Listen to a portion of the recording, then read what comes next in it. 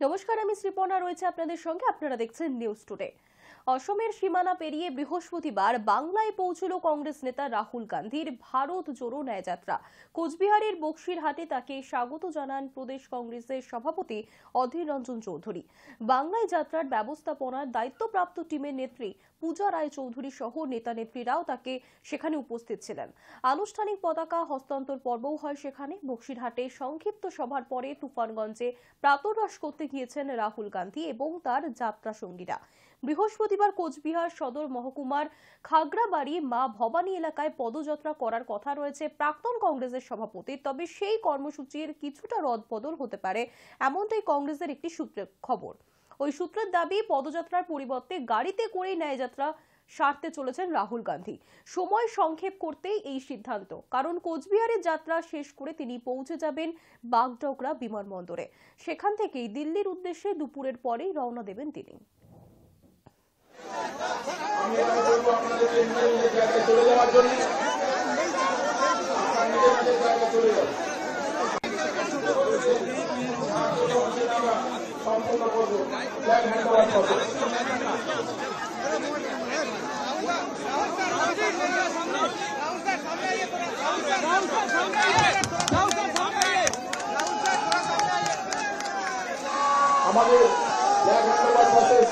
অসমের সীমানা পেরিয়ে বৃহস্পতিবার বাংলায় এসে পৌঁছল কংগ্রেস নেতা রাহুল গান্ধীর ভারত জোড়ো ন্যায়যাত্রা। কোচবিহারের বক্সিরহাটে তাকে স্বাগত জানান প্রদেশ কংগ্রেসের সভাপতি অধীর রঞ্জন চৌধুরী। বাংলায় যাত্রার ব্যবস্থাপনার দায়িত্বপ্রাপ্ত টিমের নেত্রী পূজা রায় চৌধুরী সহ অন্যান্য নেতা নেত্রীরাও সেখানে উপস্থিত ছিলেন। হয়েছে আনুষ্ঠানিক পতাকার হস্তান্তর পর্ব। বক্সিরহাটে সংক্ষিপ্ত সভার পরে তুফানগঞ্জে প্রাতরাশ করতে গিয়েছেন রাহুল গান্ধী এবং তার যাত্রা সঙ্গীরা। বৃহস্পতিবার কোচবিহার সদর মহকুমার খাগড়াবাড়ি মা ভবানী এলাকায় পদযাত্রা করার কথা প্রাক্তন কংগ্রেসের সভাপতির। তবে সেই কর্মসূচির কিছুটা রদবদলও হতে পারে, এমনটাই কংগ্রেসের একটি সূত্রের মারফত জানা যাচ্ছে। সেই সূত্র জানাচ্ছে, পদযাত্রার পরিবর্তে গাড়িতে করেই ন্যায়যাত্রা সারতে চলেছেন রাহুল গান্ধী, কারণ সময় সংক্ষেপ করতেই তার এই সিদ্ধান্ত। কোচবিহারের যাত্রা শেষ করে তিনি পৌঁছে যাবেন বাগডোগরা বিমানবন্দরে। সেখান থেকেই দিল্লির উদ্দেশ্যে দুপুরের পরেই রওনা দেবেন রাহুল গান্ধী।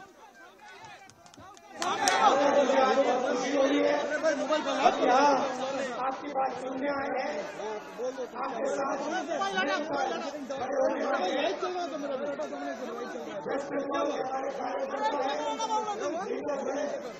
आपका धन्यवाद करता हूँ कि आपने प्यार से मेरा स्वागत किया।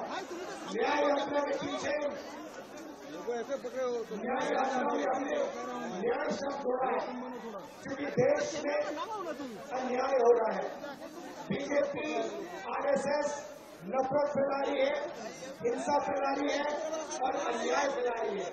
इसीलिए इंडिया फॉर्मेशन एक साथ अन्याय के खिलाफ लड़ने जा रहा है। आप सबका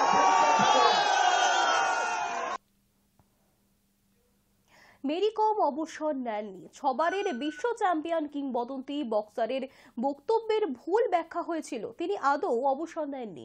বৃহস্পতিবার জানিয়ে দিলেন মেরি কম। 40 বছর বয়স পার হয়ে যাবার মেরি কম আর অলিম্পিক্সে অংশগ্রহণ করতে পারবেন না, সেই কারণে অবসর নিচ্ছেন বলে জানিয়েছিলেন বুধবার। কিন্তু বৃহস্পতিবার সকালে মেরি কম জানান তিনি অবসর নেননি।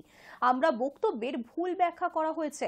আমার যদি অবসর ঘোষণা করার হয় তাহলে সংবাদ মাধ্যমকে নিজে ডেকে জানিয়ে দেব, এমনটাই জানিয়েছেন মেরি কম।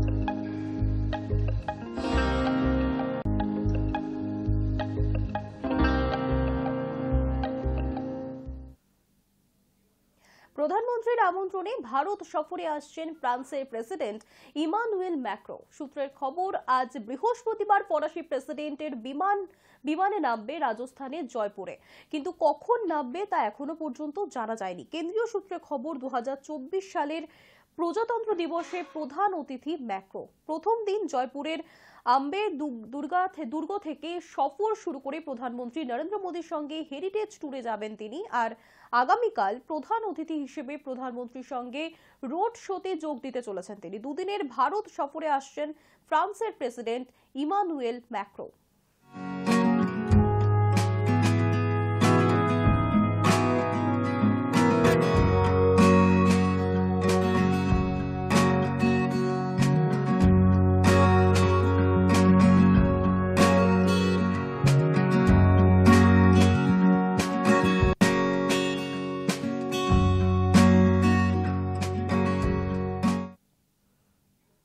দেখে নেব আজকের ওয়েদার আপডেট।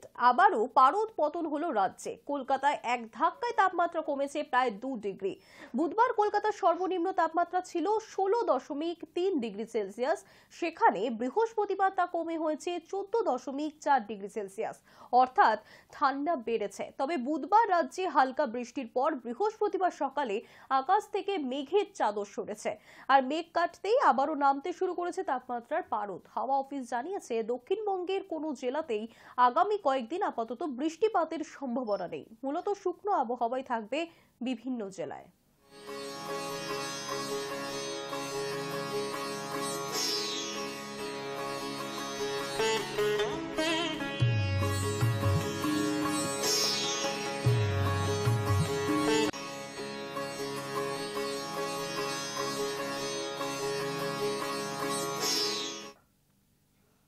নিউজ টুডে এখনকার মতো এই পর্যন্তই। দেখতে থাকুন হাই নিউজ, নির্ভীক, নিরপেক্ষ।